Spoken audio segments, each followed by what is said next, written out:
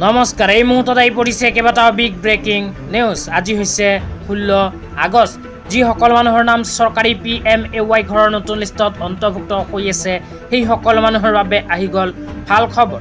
লগতে এইটো ভিডিঅ'ৰ মাজত মহিলাসকললৈ কেইখনমান গুৰুত্বপূৰ্ণ খবৰ প্ৰদান কৰিম।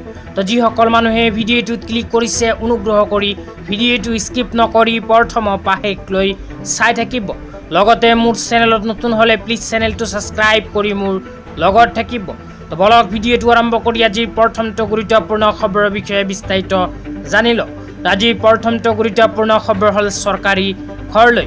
তো আপোনালোকে মোবাইল স্ক্ৰীণত চাব পাৰিছে, মিনিষ্ট্ৰী অফ ৰুৰেল ডেভেলপমেণ্টৰ ফালৰ পৰা কেইদিনমান আগত এনেকুৱা এক বিশেষ আপডেট প্ৰদান কৰিছে। ইয়াতে চৰকাৰী ঘৰলৈ কি লিখা আছে পঢ়ি আপোনালোকক বিতংভাৱে জনাই দিছোঁ। তো ইয়াতে লিখা আছে, আণ্ডাৰ দ্য প্ৰধানমন্ত্ৰী আৱাস যোজনা গ্ৰামীণ the beneficiary is provided with a unit assistance of 1.30 lakh for the construction of houses in hilly state, eastern state and remote areas. Additionally, 12,000 is also provided for toilet. তো ইয়াতে উল্লেখ কৰা অনুযায়ী যিসকল মানুহে চৰকাৰী ঘৰৰ বাবে আবেদন কৰিছে, যিসকল মানুহৰ নাম চৰকাৰী ঘৰৰ নতুন লিষ্টত অন্তৰ্ভুক্ত হৈ আছে, সেই সকল মানুহৰ বাবে আহি গ'ল ভাল খবৰ। কিয়নো আপোনালোকে এতিয়াৰ পৰা চৰকাৰী ঘৰত টকা পোৱাৰ উপৰিও অতিৰিক্ত 12,000কৈ টকা লাভ কৰিব। 12,000কৈ টকা আপোনালোকে লাভ কৰিব এখনকৈ টয়লেট বনাবলৈ। তো ভাৰত চৰকাৰৰ ঘোষণা অনুযায়ী যিসকল মানুহে এতিয়াৰ পৰা চৰকাৰী ঘৰ লাভ কৰিব, সেইসকলে অতিৰিক্ত 12,000কৈ টকা নিজৰ নিজৰ বেংক একাউণ্টত লাভ কৰিব এখনকৈ চৰকাৰী টয়লেট বনাবলৈ। তেতিয়া আপোনালোকক দিব ওলাইছোঁ আজি দ্বিতীয়টো খুবেই গুৰুত্বপূৰ্ণ খবৰ। অনুগ্ৰহ কৰি ভিডিঅ'টো স্কিপ নকৰি প্ৰথমৰ পৰা শেষলৈ চাই থাকিব। লগতে যিসকল মানুহে নতুনকৈ PMAY ঘৰৰ বাবে আবেদন কৰিব বিচাৰে, সেইসকলে এইটো ভিডিঅ'ৰ কমেণ্ট বক্সত কমেণ্ট কৰি জনাই দিব।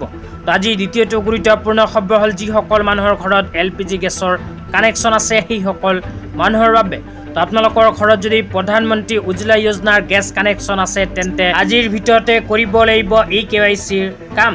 তো যিসকল মানুহৰ ঘৰত LPG গেছৰ কানেকশ্যন আছে আৰু ছাবচিডি টকা পাই থাকিব বিচাৰে, সেইসকল মানুহে কৰিব লাগিব ছাবচিডি গেছৰ KYCৰ কাম। তো আপোনালোকে যদি এতিয়ালৈকে KYC কৰা নাই, তেন্তে আজিৰ ভিতৰতে কৰি লওক, কিয়নো KYCৰ কাম কৰাৰ অন্তিম দিন আজি। সেইকাৰণে আপোনালোকে নিজৰ নিজৰ গেছ এজেঞ্চিৰ সৈতে অতি সোনকালে যোগাযোগ কৰক। এতিয়া আপোনালোকক দিব ওলাইছোঁ আজি তৃতীয়টো খুবেই গুৰুত্বপূৰ্ণ খবৰ। আজিৰ তৃতীয়টো গুৰুত্বপূৰ্ণ খবৰ হ'ল 2027 চনৰ লোকপিয়ললৈ। অসমত ইতিমধ্যে আৰম্ভ হৈছে 2027 চনৰ লোকপিয়ল। তো আপোনালোকে যদি এতিয়ালৈকে নিজৰ নামখন লোকপিয়লত অন্তৰ্ভুক্ত কৰা নাই, তেন্তে আজিৰ ভিতৰতে কৰিব লাগিব, কিয়নো চৰকাৰে যোৱা 2 আগষ্ট তাৰিখৰ পৰা আৰম্ভ কৰিছে চেল্ফ ইনুমেৰেশ্যনৰ কাম। তো আপোনালোকে যদি বিচাৰে, আজিয়ে আপোনালোকে নিজৰ মোবাইলৰ সহায়ত কৰিব পাৰিব সগণনা বা লোকপিয়লৰ কাম। তো আপোনালোকে যদি নিজৰ মোবাইলৰ সহায়ত সগণনা বা লোকপিয়লত নিজৰ পৰিয়ালখন অন্তৰ্ভুক্ত কৰিব বিচাৰে, তেন্তে আজিৰ ভিতৰতে কৰিব লাগিব আবেদন, কিয়নো আজি হ'ল অন্তিম তাৰিখ। তো আপোনালোকে লোকপিয়লত নিজৰ নামখন যদি বা নিজৰ পৰিয়ালৰ নামটো অন্তৰ্ভুক্ত কৰি ল'ব বিচাৰে নিজৰ মোবাইলৰ সহায়ত, তেন্তে আজিয়ে কৰক আবেদন। তেতিয়া আপোনালোকক দিব ওলাইছোঁ আজি চতুৰ্থটো খুবেই গুৰুত্বপূৰ্ণ খবৰ। আজি চতুৰ্থটো গুৰুত্বপূৰ্ণ খবৰ হ'ল অৰুণোদয় 3.0 আঁচনিলৈ। তো যিসকল মহিলাৰ নাম অৰুণোদয় 3.0 আঁচনিত অন্তৰ্ভুক্ত হৈ আছে, সেইসকল মহিলাক অসম চৰকাৰে যোৱা 1 আগষ্ট তাৰিখৰ পৰা অৰুণোদয় 3.0 আঁচনিৰ জৰিয়তে 1,100 টকা আৰু 2,500কৈ টকা প্ৰদানৰ কাম আৰম্ভ কৰিছে।